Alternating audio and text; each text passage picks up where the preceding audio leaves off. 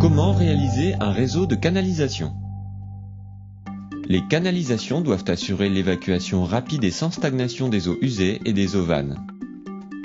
Une mauvaise exécution pourra avoir des conséquences désastreuses pour votre construction. En plus de la boîte à outils traditionnelle, il nous faut un laser, une pelle, une pioche, une mini-pelle, une pilonneuse, une scie à PVC et un marqueur.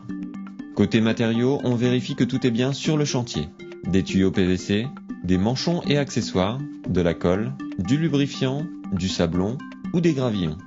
Pour votre sécurité, n'oubliez pas les gants, le casque, les lunettes, les protections auditives et les chaussures de sécurité. Première étape, le tracé des canalisations. Tracez l'emplacement de vos réseaux à partir du plan et de la position des murs. Conseil, afin de faciliter l'entretien des réseaux, limitez au maximum les changements de direction sous le dallage.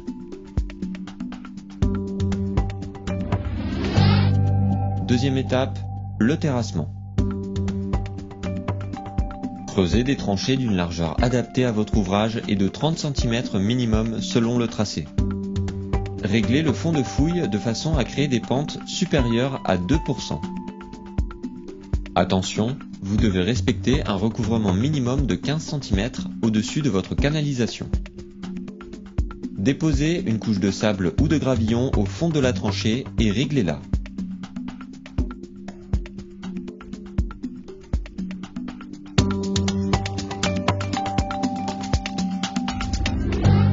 Troisième étape, pose des réseaux. Veillez à adapter le dimensionnement des réseaux au type d'utilisation et au système d'assainissement desservi. Construisez votre réseau en assemblant sans les fixer les différents tuyaux et accessoires. Il est déconseillé d'utiliser des coudes à 90 degrés pour limiter les effets du changement de direction. Utilisez plutôt deux angles à 45 degrés. Mettez-le en place en vérifiant sa position et les pentes. Repérez l'axe et l'enfoncement des différents éléments. Vous pouvez maintenant procéder au collage. Encollez et assemblez minutieusement l'ensemble des tuyaux et accessoires en suivant les repères et remettez-les en place. Remarque, l'étanchéité du réseau dépend de la qualité de l'encollage. Vérifiez que le lit de sable est bien tassé et contrôlez une dernière fois la pente. Couvrez les tuyaux de sable, puis remblayez et compactez la tranchée.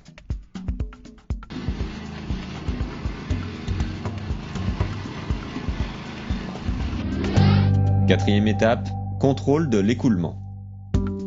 Versez un seau d'eau à chaque entrée de votre réseau.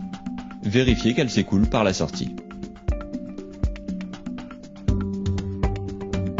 Veillez à fermer toutes vos canalisations à l'aide de manchons et de bouchons adaptés. Votre réseau est prêt. Maintenant, c'est à vous de jouer.